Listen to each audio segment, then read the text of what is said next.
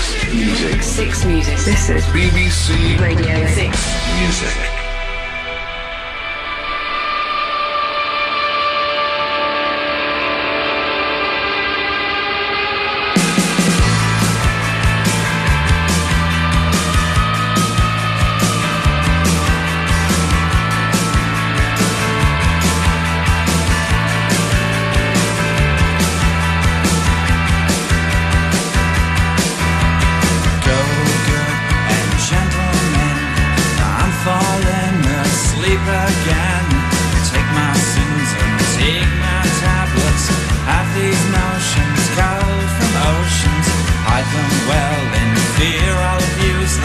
Wake up with an unchanged whim. Take my sins and take my tablets. Have these notions cold from ocean. The third time we open the capsule, everything wins.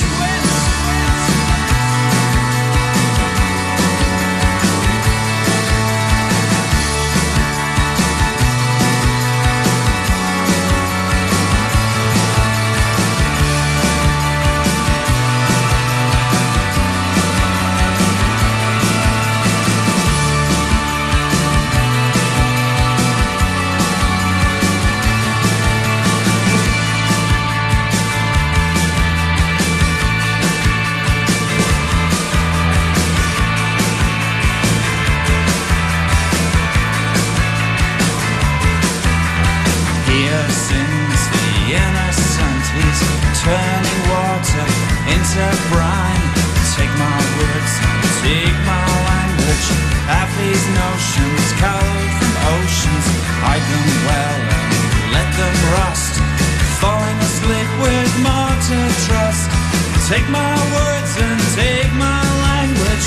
Take my words and take my language. The third time we opened the capsule, everything went.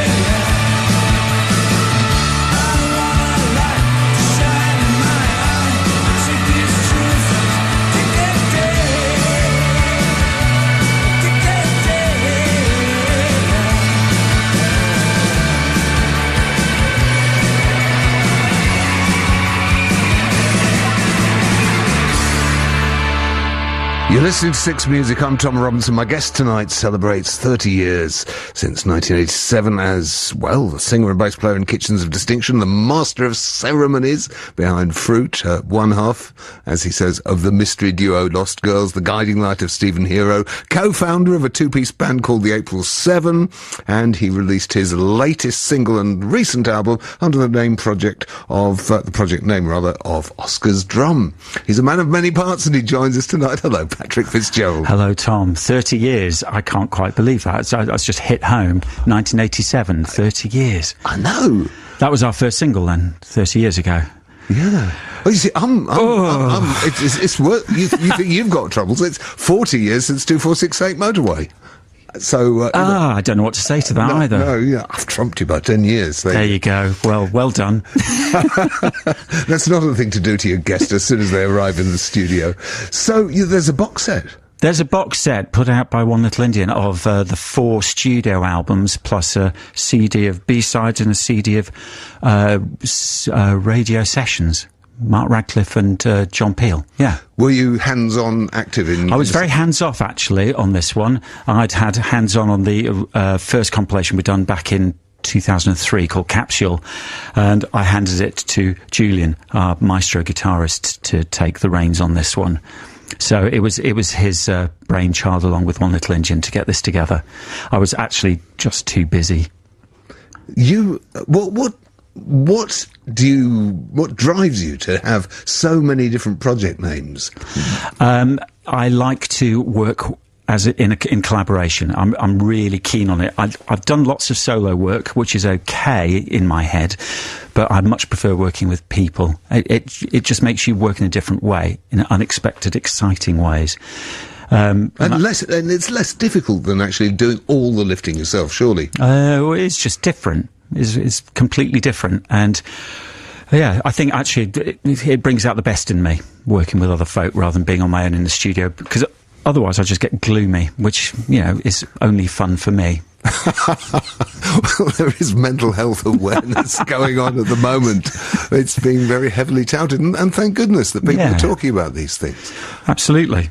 Absolutely. You know, I've battled depression all my life, and it doesn't stop me being a sort of jolly company when I'm kind of in a social situation. But sometimes, you know, the old black dog comes along and bites you, doesn't it? Well, you have a very sunny disposition there, Tom. It doesn't come across at all. There we go. Who suspects it? So, let's take a wander through the career. Kitchens started in South London? Yes, Tooting. So, very specifically Tooting. Very specifically Tooting. I met Julian at a party in Tooting. He'd been at university with Dan, and we clicked and got together and started playing, and it worked. I was at medical school, and I finished medical school, quit being a doctor, and we signed to One Little Indian pretty much straight away. Yeah. About a year later. Were you associated with Martin Goldschmidt as well at that time? That was a bit later on. Okay. Yeah. So he managed us on the third and fourth records that we did.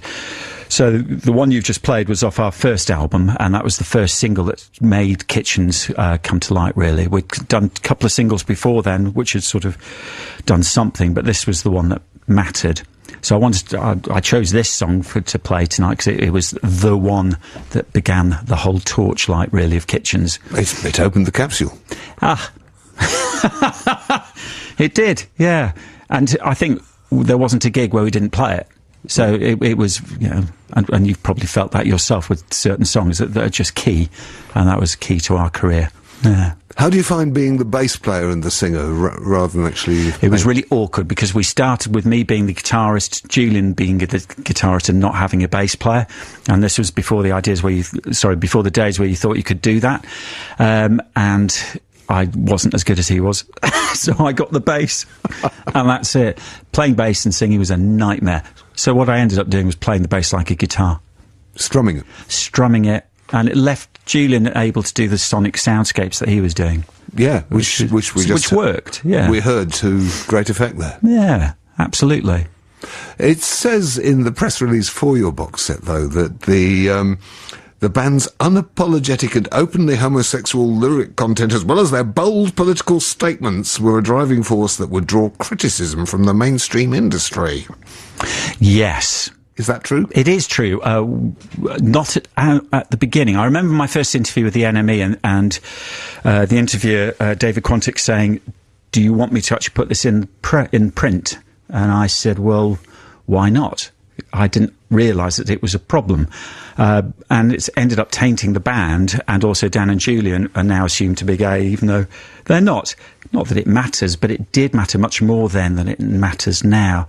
I wasn't aware of how much it mattered because I was out and about and having fun and really quite careless. So, and also strident about it, and I thought it really mattered to... Well, it did. So, like you did. The old, particularly at that time, the slogan "Silence equals death" wasn't just a slogan. It was important. It felt like the last days, really. Yeah. So it was important to be out and proud and to be clear about that. And there'd been quite a lot of people previously who had flirted with the idea of it, but never been as straightforward. And that really irritated me. So I always wanted to make sure I was very clear. And unambiguous. Yeah, which didn't go down well, though, for the second album, which was the one that did probably the best of our records. The American label just asked me to tone it down. I changed words, I changed lyrics, I softened it. And I don't regret that. I really like the lyrics and I like the songs on there, but it wasn't being honest. So that stopped pretty quickly, because I can't not be myself. That'd be ludicrous. John Peel loved it, though, didn't he? Not really, to be honest. The only way we got a Peel session was by me asking him at a festival at Glastonbury when we played in 92. I went up to him and said, now can we have a session, please? Because he'd been DJing on the same stage. And he went, I don't like your records, but I don't mind you live. All right. That's pretty much what he said. That's the sort of thing John Walters would have said. So I assumed that was a good thing. Let's play another record. We've got another kitchen this track. one's I've chosen this one because it was the end of the last 4 records, and this was the last single that we did with One Little Indian, so it was kind of bookending. So from Third Time to this one, now it's time to say goodbye.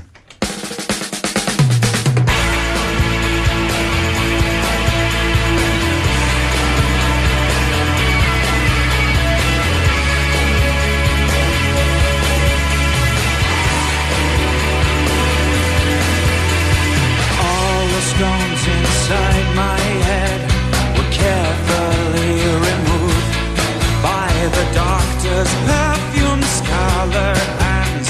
She dealt in deep for your savage teeth. Spark of diamonds, fire blue, eating me and thrilling you.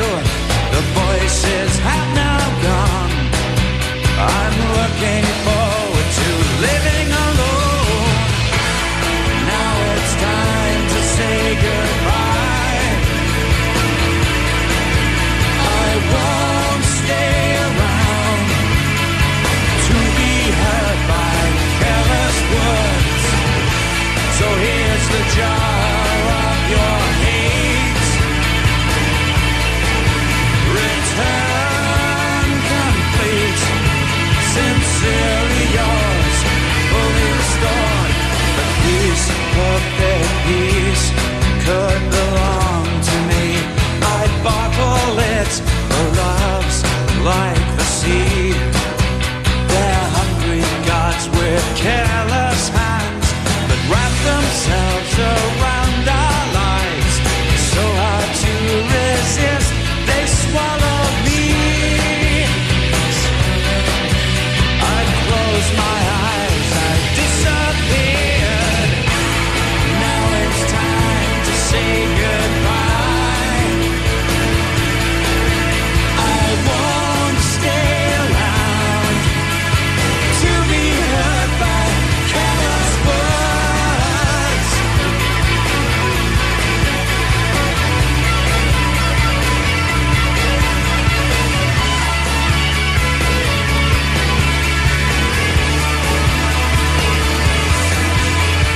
No, I suppose it's colder when you're dead. Your violent gift, I bottled it. Now it's gone. I'm in bloom. Give me strength, give me hope. Give me no one new to hold. If I saw you lately, what would I say? Give me peace, please walk away. You have nothing new to say. If I saw you falling out, why could I smile?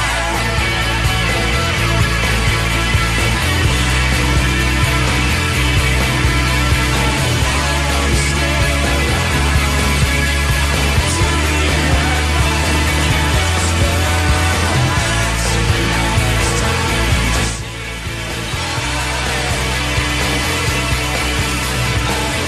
I'll stay around to be hurt by careless words.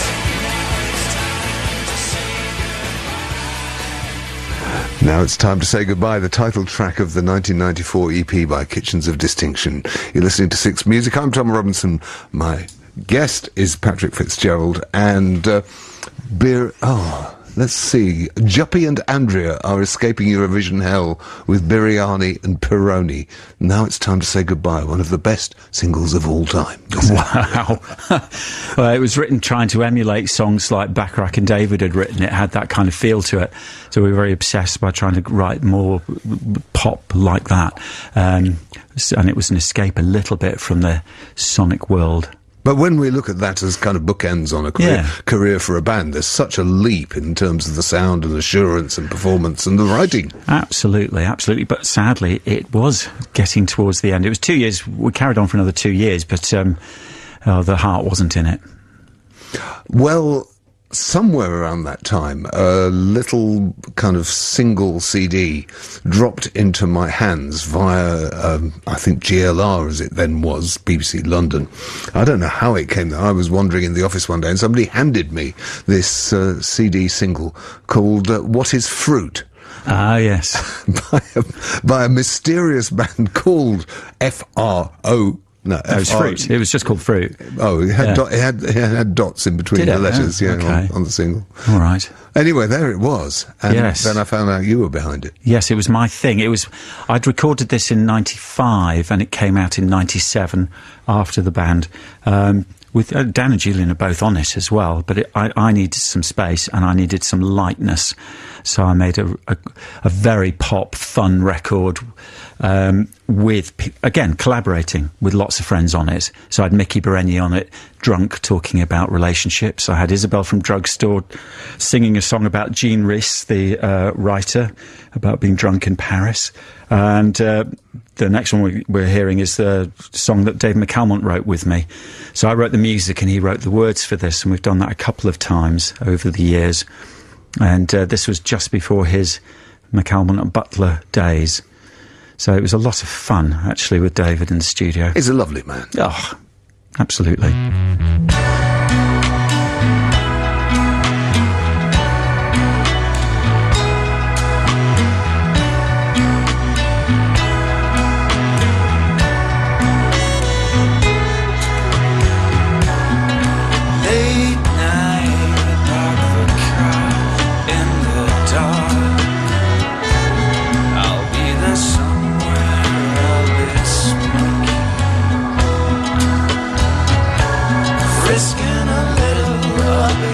The trees in the wet of the grass, unearthing bones I have hidden.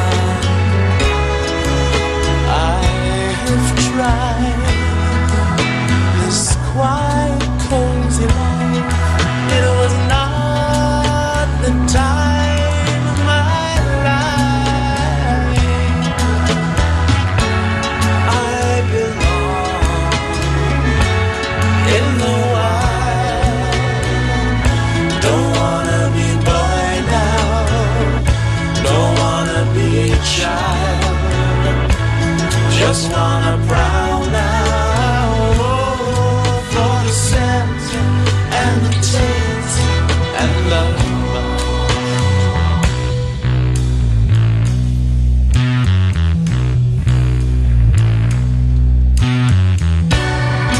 Late night in the depths, in the dark, I'll be with Daddy Bear picnicking. Come as hunter, drive a stake through my heart. He is man, I am wolfen. Out of sight, baying in the night. Tonight is the night of my life. It's been a long time. Don't wanna be boy now. Don't wanna be child.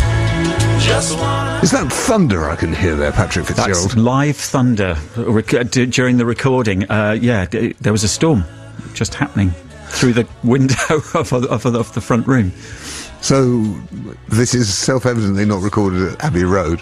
No, this was recorded on ADAT in my house, yes, with the drums in the hallway, me doing the rest of it, my friend Andy doing the trumpet, and very haphazard this, as you can hear from the intrusive weather. Well, come on, that rain wasn't... You must have overdubbed that specially, didn't you? Sorry? You must have overdubbed the rain specially. No, it was just on. It was just there. Fantastic. Oh. And the wonderful David McAlmont in there as well. Oh, with that lovely, lovely voice. And he wrote the words to this about recovering in Hampstead Heath after a gay pride march. My goodness. If that's what you call it. That's like recovering. That's one of those words like Private Eye uses in refreshed.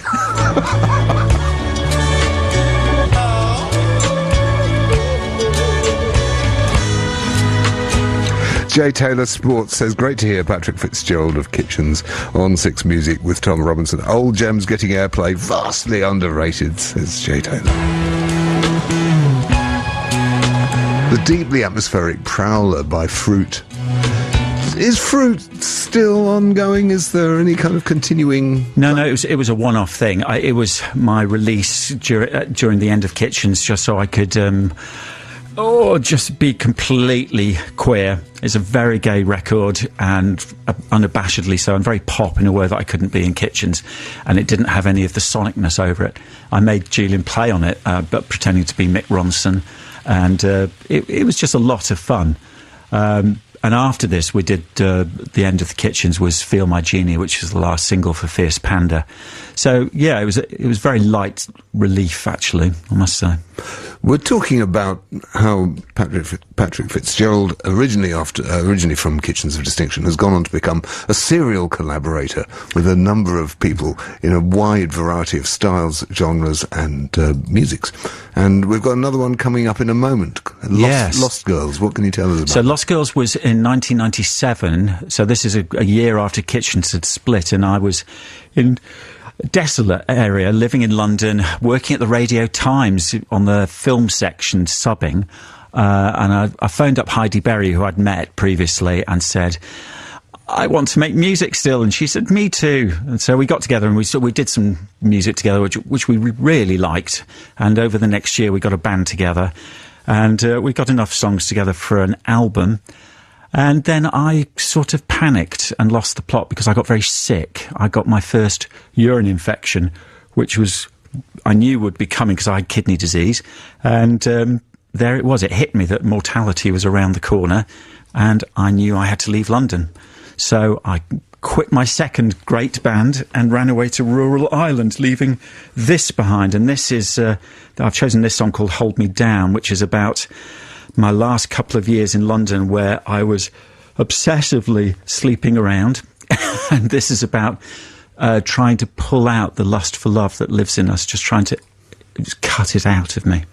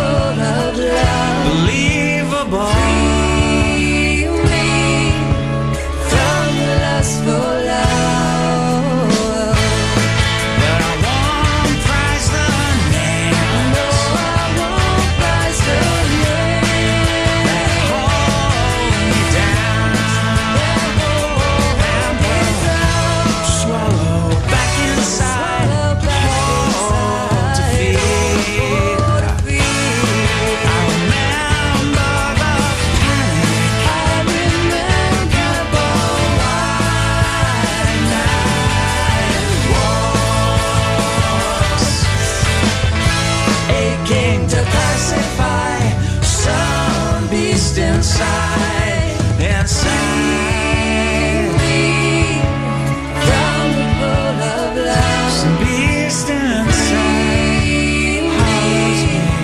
My lust for love threatens still. I'll hold it down under weights of steel. I'll hide it under rocks and nails. I'll hold me down until I can't breathe. I'll hold me down until I'm free of love.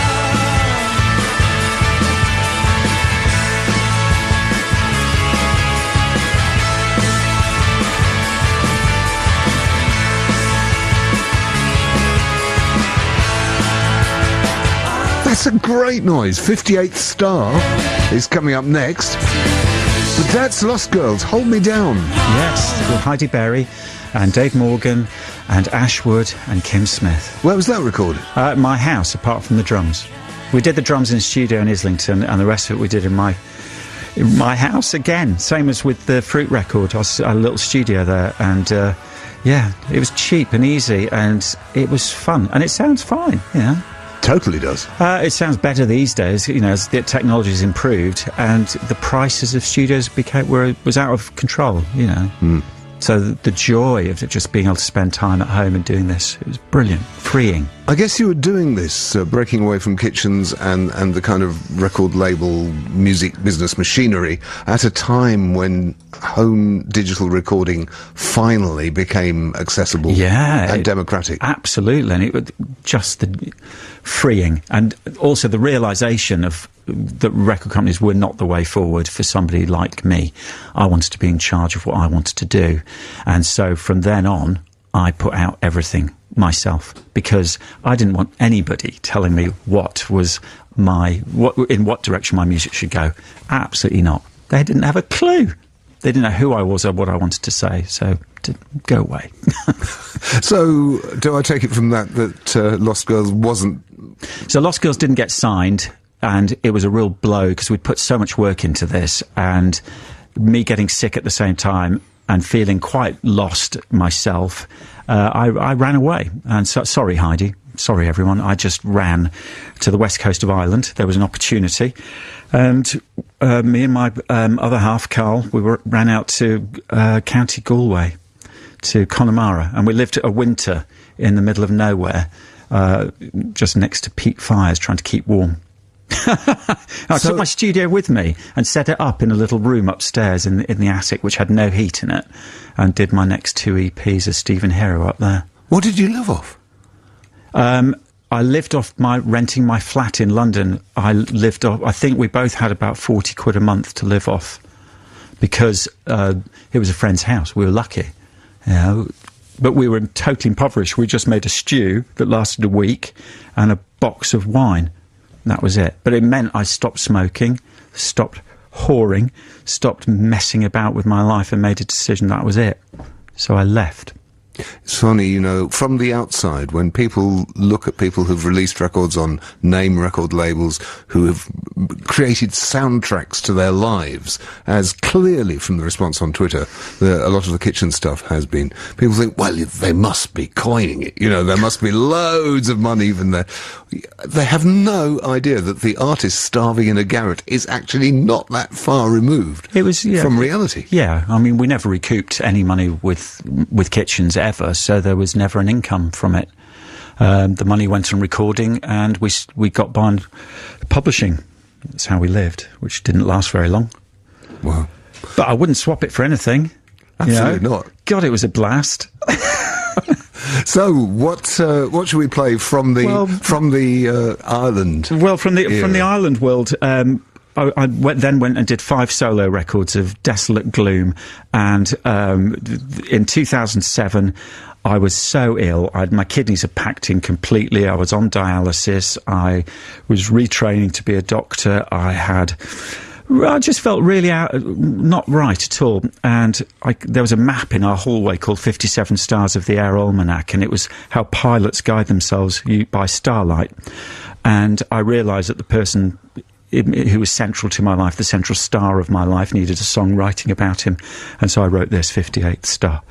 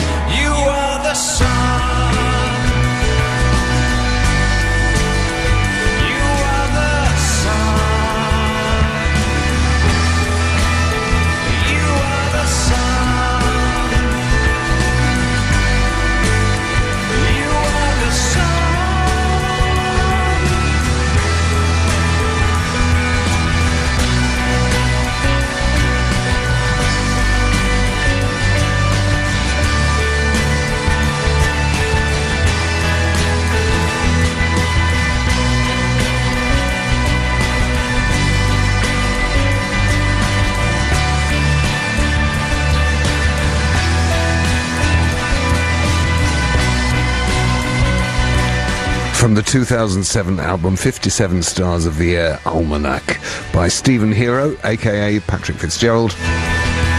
That's the 58th star. Yeah, that'll be for Carl then. Carl and little Elsie are at home, having been wild swimming today. Yeah.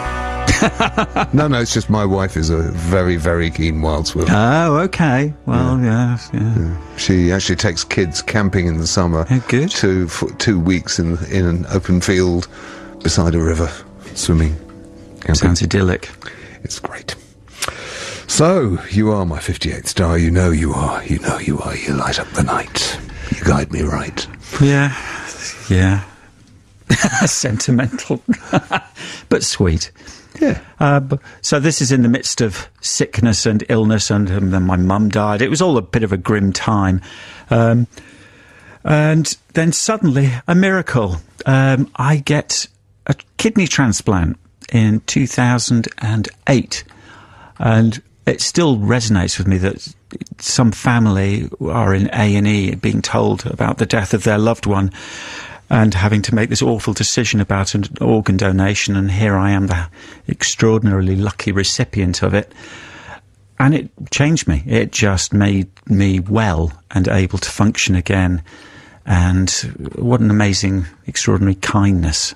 And that gives me huge optimism in these very difficult times that we live in.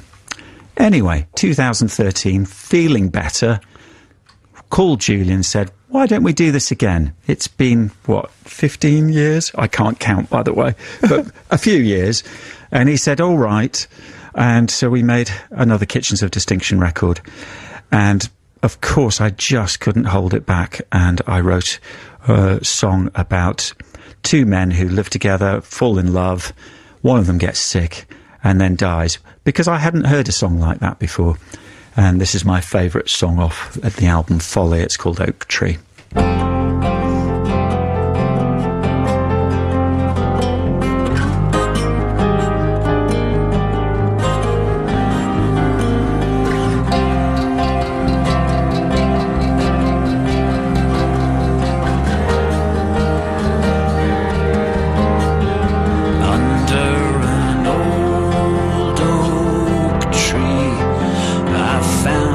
Young body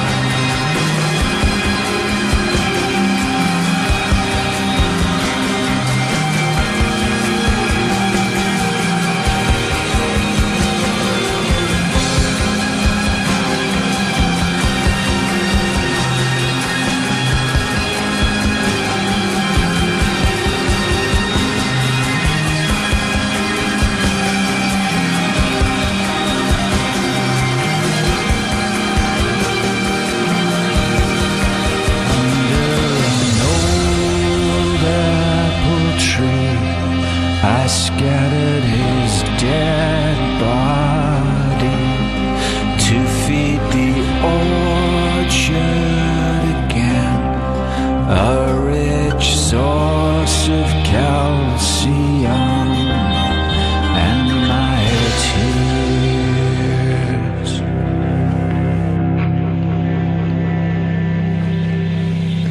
Well, there you go, Oak Tree. That's just amazing. Michael in Hampshire says, somehow I missed the Kitchens first time around, but the interview and all the music is brilliant. What a great story. Oh, thank you. It's yes, it was nice to do this record. This last Kitchens one, Folly, had a real feeling of autumn about it. It felt very much around, I don't know, visiting middle age, middle life. I was doing quite a lot of work in our local hospice and seeing a lot of people at the end of their lives, and it became very clear to me that I needed to get on with the things that I love doing. And I think when you spend a lot of time in that environment, it's a real light under you to get on with things. And though I might not sell that many records, I love making them and putting them out there because it gives me great joy. I love the fact that, in common with many of the folk artists that we meet on this show, and Power Bottom, who we heard earlier on in the show, you use Bandcamp as a kind of way of taking control of your own back catalogue, so that people can hear your tunes. What an amazing service! Yeah. Well, if that had been around 15 years ago, wow, it's brilliant. It's brilliant. So, patrickfitzgerald.bandcamp.com. There you are. I feel like an advert, I'm in control of it. Love it, and you can put up stuff there and charge reasonable prices, which cover your costs. I love it. Thank you, Bandcamp. Yeah. Is that advertising? Probably. I think my son he was born in 1990, so he's now in his kind of mid to late 20s, but he listens to a lot of kind of ambient music when he's on internet radio stations. He's a coder, so he's sitting at a computer a lot of the time. So he listens to music. When he hears something he likes, he goes and searches it out, and if it's on Bandcamp, he buys it because he knows the money will go to the artist. Absolutely. You get, 75-80% of it? I mean, 85. 85, is it? And then remember when you were signed to a label and you were lucky if you got 10. Those are the days. So on Bandcamp, so here we are, bang up to date now. The last year I did 2 collaborations. One with my friend Eve and one with my friend Fred. And next up we're going to hear Platform Shoes, which is Paul Frederick from the Family Cat. And this one, I've written the music and he's doing the singing. And the following one is where Eve has written the music and I'm doing the singing. So it was a beautiful year of opposites. And this one is Fred singing about wanting to be David Bowie, and I think that's why I related to it so strongly, growing up in the 70s and all of us imagining we had zigzag foreheads. It's a fantastic song. Get ready for Platform Shoes.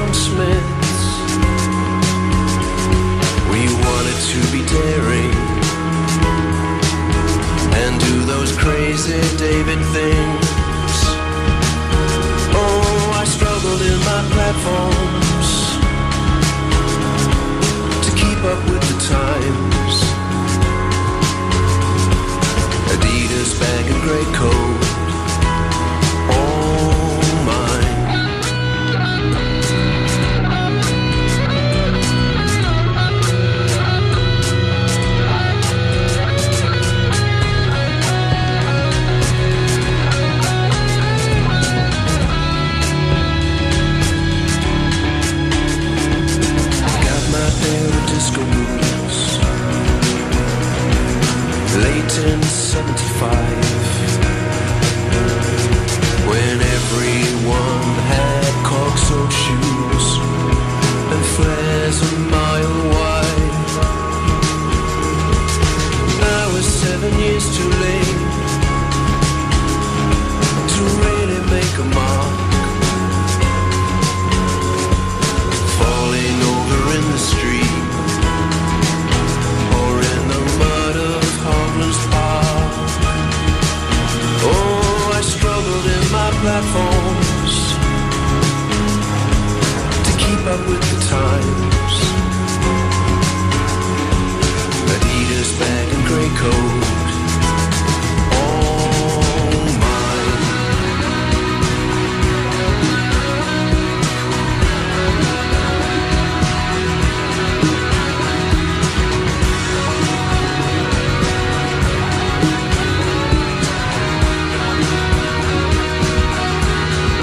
Look at me careering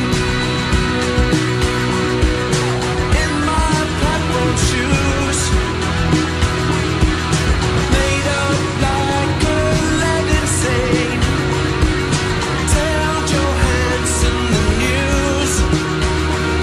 My pockets are a fashion, even though I got it new. Let me throw it off the bridge on my way home from school. I blew myself away. I blew myself away. I blew myself away. I blew myself away.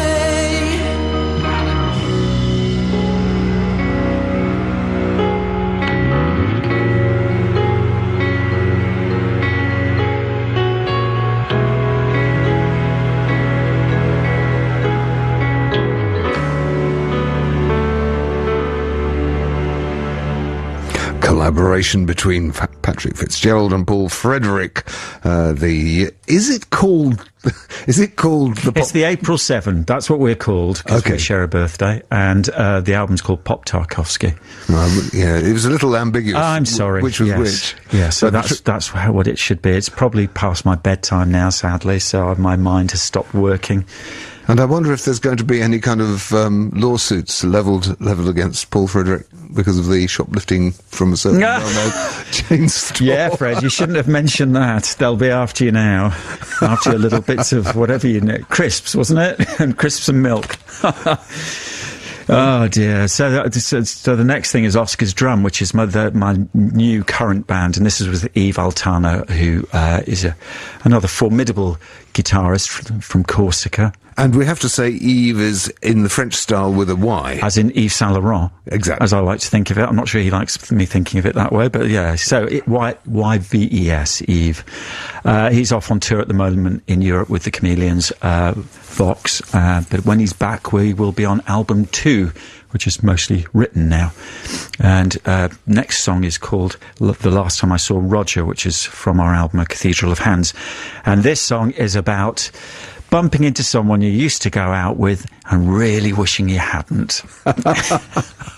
So it's not like Joni Mitchell's Last Time I Saw Richard. Well, I think that's where the title comes from, but I think with her, she's quite benevolent in the song, isn't she? And in this one, no, this is pure hell. Let's enjoy pure hell of Last Time I Saw Roger.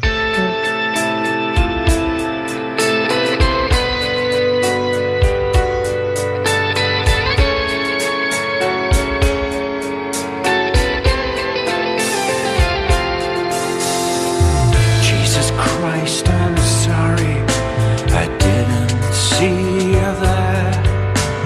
Glare at me hard like the years hadn't passed. I guess that we could talk, sort this trouble out.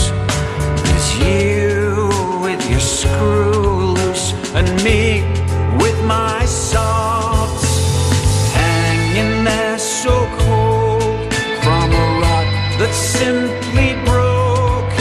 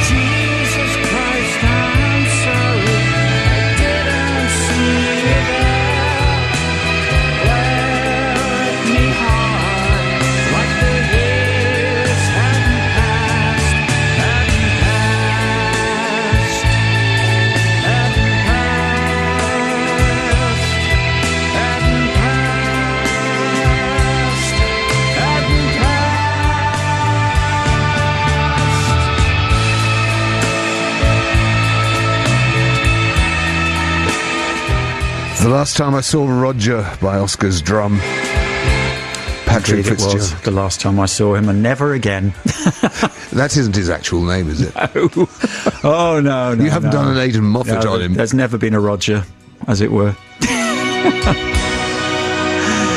Aidan Moffat's in the situation where he can't go into half the pubs in Glasgow because he's named so many people in his songs. Yeah, that's an easy mistake. Patrick Fitzgerald, thank you so much for your company. Thank you very much. That was very indulgent of me, and I really enjoyed it, so thanks a lot. Excellent. And nearly all of what we've just heard in this last hour can be either heard on the box set of the Kitchens of Distinction. Absolutely, on Watch Our Planet Circle, yes. Or... Yeah. Or at patrickfitzgerald.bandcamp.com, and The Lost Girls and Folly are both available from 3 Loop Music. Fantastic. So there you are. I actually managed that out of my head. Yes, but Tom, thank you so much, and it's a great show. There's new records on the way? There are 2. I'm on 2 new records at the moment because I can't stop, and I'm also writing a book, and my publisher would be very glad if I said that, because it's a supportive book for people who are nearing the end of life. Which hasn't been written yet, needs to be writing, so I'm doing that. So busy me. Come back and see us again soon. Will do. Thanks a lot.